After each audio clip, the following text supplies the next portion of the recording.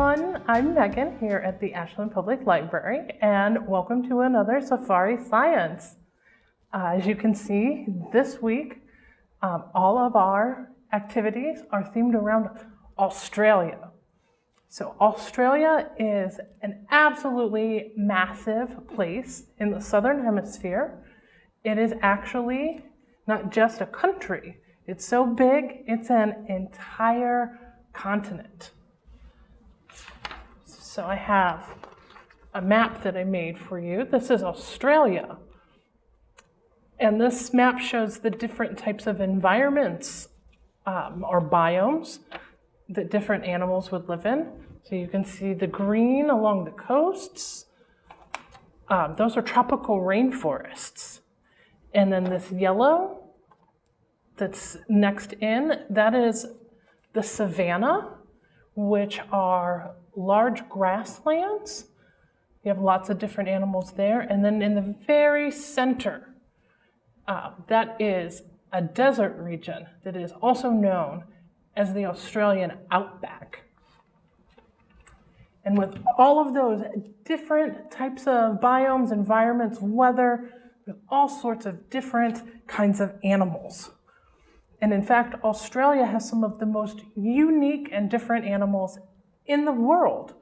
Where it's an island, they were able to change and adapt to their environment without influence from any other kind of animals that might be more familiar to us from our backyards.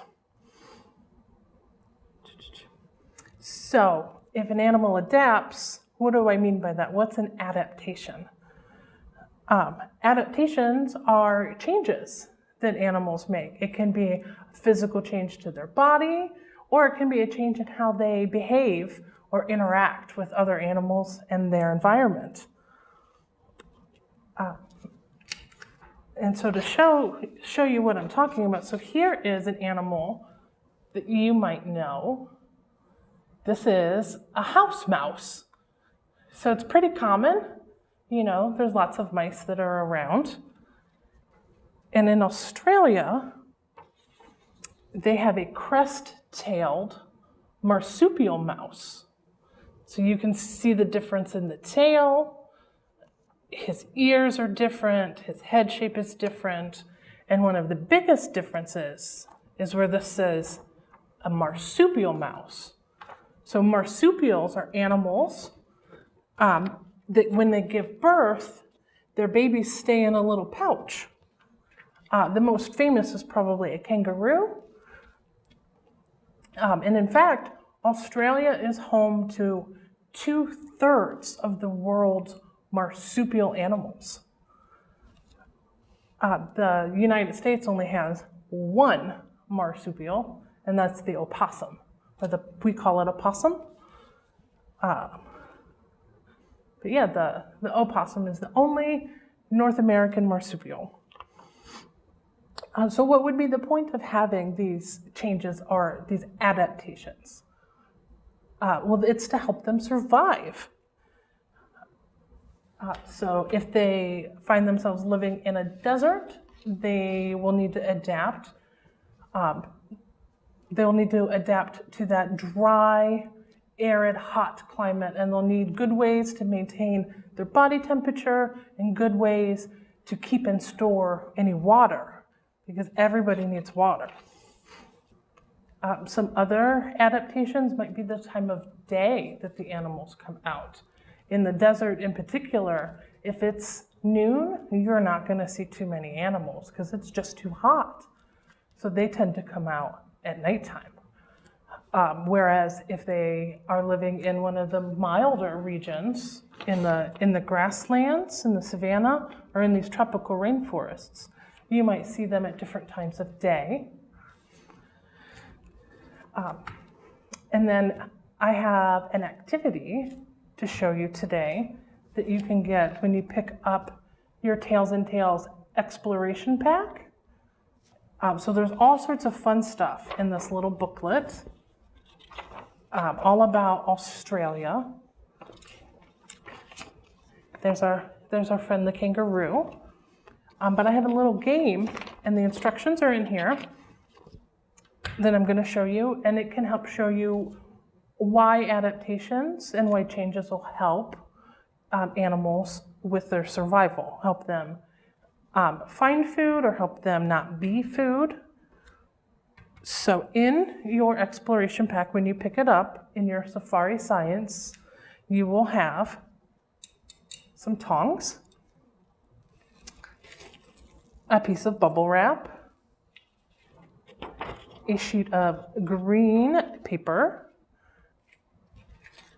and then you're going to have some different colored paper clips. And then to play the game, you will need to provide your own sunglasses. And then if you could have a timer or a stopwatch, and then have a grown-up time you. We're going to see how fast we can pick up these paper clips. So if you start just like this, it is really easy to see and pick up all of these paper clips with my tongs, because people have really good eyes and we see color really well. We see lots of different colors. Lots of animals don't see lots of different colors. Blues and greens will look the same to your dog. So if it's a blue ball that you threw in the green grass, they might have trouble seeing it. And so to get a feel for what that is like, we are going to take your sunglasses and take this bubble wrap, and we're going to tape the bubble wrap around your sunglasses.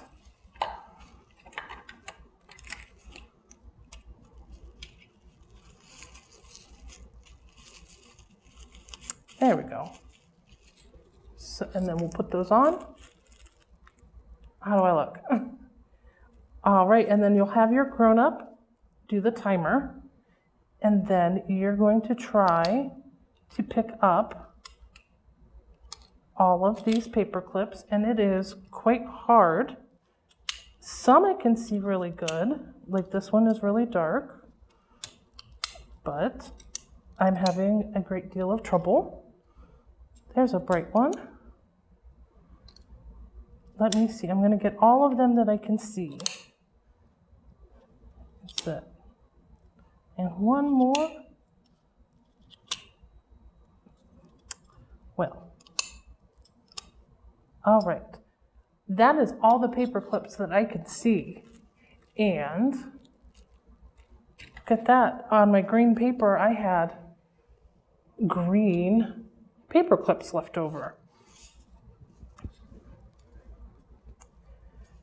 And the ones that I found easily were purple and the red.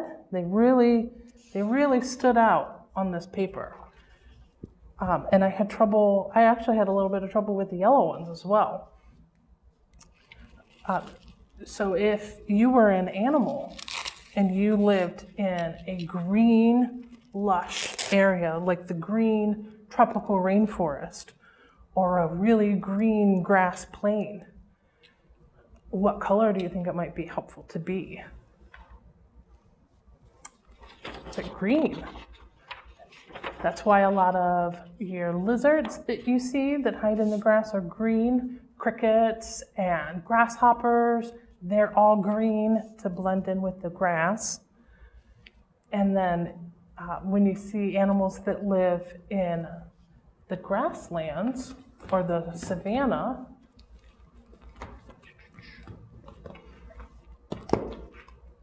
so I have a fun book here about the savanna that I got from our library.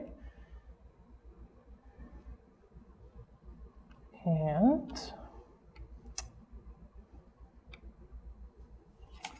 so here's a picture.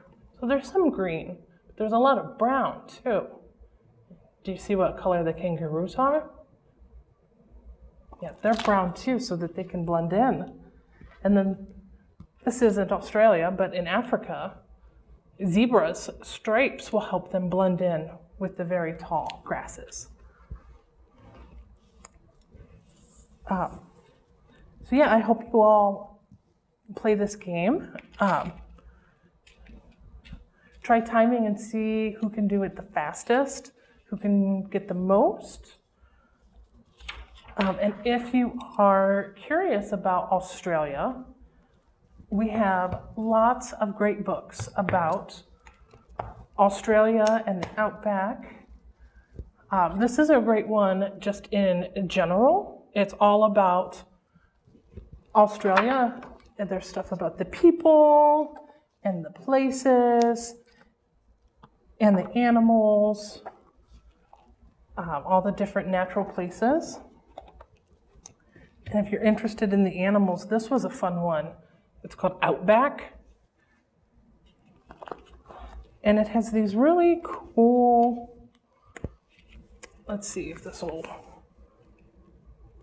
I don't know if this will show up, but when you move the page, the pictures in here move. So here's the kangaroo right on the front. Can you see that? And this has lots of fun information about all sorts of Australian animals. And then a lot of animals in Australia, unfortunately, are endangered. And so I found this book, and it's all about the different animals in Australia that are having some problems, partly because of habitat loss. Australia, unfortunately, gets a lot of fires. But yeah, this one is all about the endangered animals. And if you were curious more about natural selection and how animals change over time, this one I learned a lot of stuff from. What do you know about evolution and classification? And this was a really fun book because it gave a lot of information. And then it has some really fun science experiments in here as well that you can do with your grown-up at home. So, and yeah, all kinds of fun, interesting things. And then I found this book. This book I loved. It's called Meet the Quokkas. Quokkas are one of my favorite animals. Look how cute he is. They are also a marsupial. And so, yeah, this book will teach you all about where quokkas live, what they like to eat, what they do for fun. And, all right, so these are just a few of the books that you can get here at the library, all about Australia, natural selection, animals in general. So I hope that you will come in and pick up your exploration kit and then pick up some really good books. If you can't find them, please come ask me or ask one of our other wonderful librarians, and they can show you where all of these fantastic books will be, and we can even get books from other libraries. So you just have to ask, and we'll find you some really cool stuff, and then you can learn all about the quokka that I love, or the kangaroo, the koala, or any other animal. Maybe you want to learn more about the North American house mouse, because they're kind of cute. All right. Thank you so much for watching my video, and thank you for coming in and participating in our awesome summer reading. And I can't wait to see you all in at the library to find out what animals you want to learn about. Bye.